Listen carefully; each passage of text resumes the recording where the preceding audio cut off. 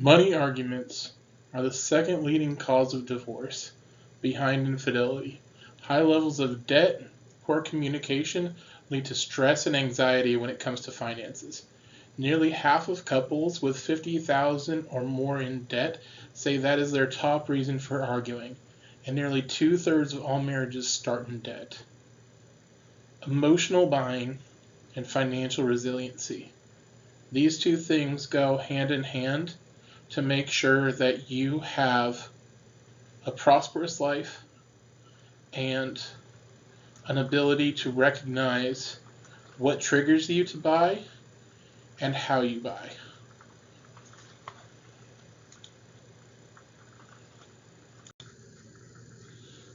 So, emotions and the retail experience. In a study done by O'Gwen and Faber in 1989, the arousal accompanying the buying experience seems to have a stronger motive for compulsive buying than the ultimate ownership of these goods. So, what does that mean for me? For most people, that means that buying things is more of a high than actually owning something. For me, that is absolutely true. I have bought more things that I didn't need than I care to admit.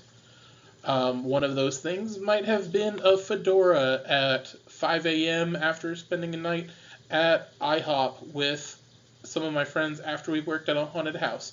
It was a very impactful night. And obviously, small scale impulse purchasing, but the key still remains that being with friends and impulsive buying and the joy or the high that we feel from making that purchase often is more lasting than the actual want of the item or the ownership of the item that we're purchasing. So this affects men and women. It seems from my research that women tend to have more negative relationships when it comes to money. And in an article from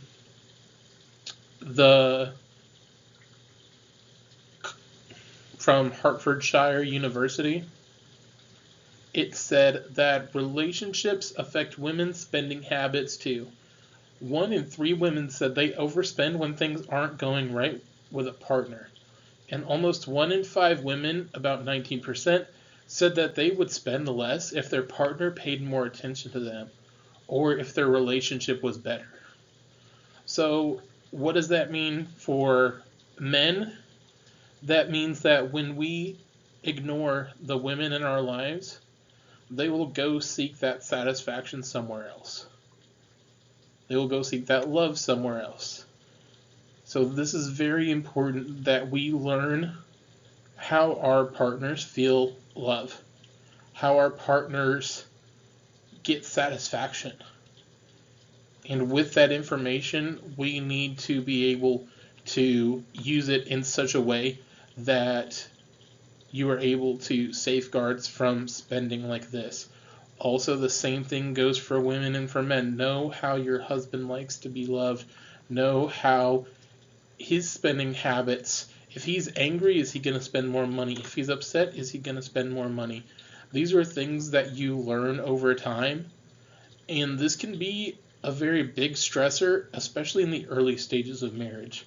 So this is something that my wife and I talked about before we got married. Finances were one of the first things that we talked about, saying, hey, this is what I believe in. This is, if you want to go out and you want to buy something, if it's under $100, then just do it and talk to me about it later. If it's over $100, wait, talk to me, and then buy it. And the exception to that rule is Christmas or birthdays.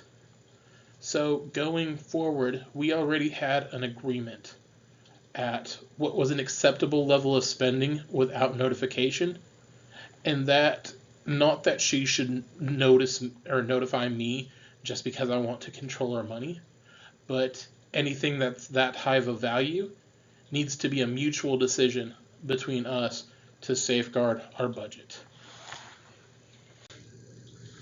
So financial resilience in the gospel.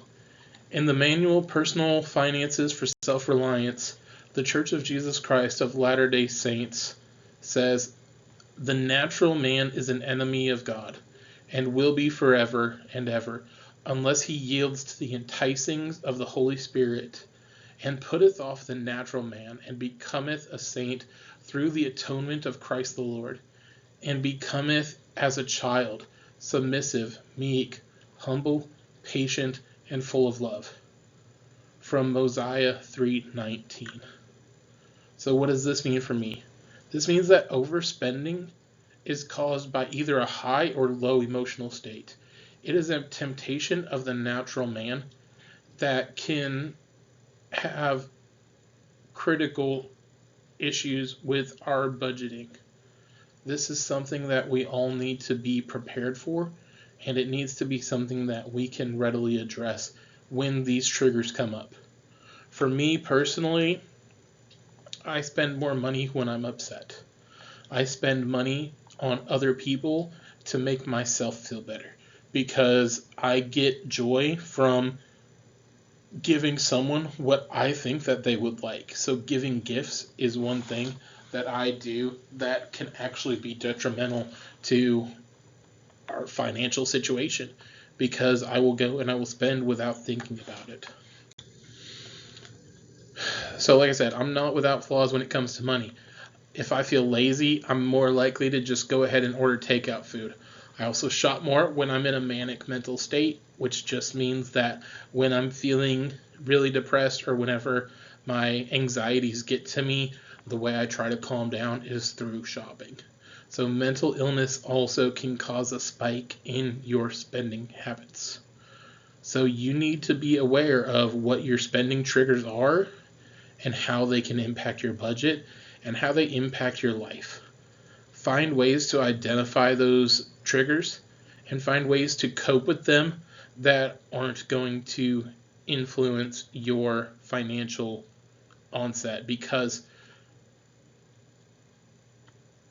again, as I stated earlier, that the second leading cause of divorce is because of financial problems.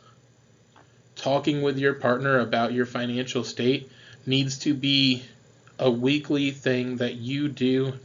That, again, in the Personal Finance for Self-Reliance manual says that weekly family meetings are encouraged. And they are encouraged to notify each other of the state of the relationship, of the state of the finances, of the state of the children.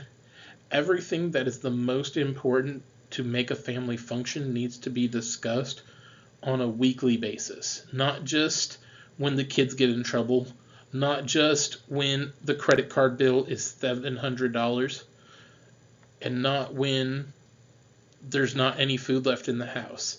These kinds of things all can be avoided with a weekly conversation. Thank you so much for listening to my talk. I really appreciate your time today, and I hope you guys have a wonderful day.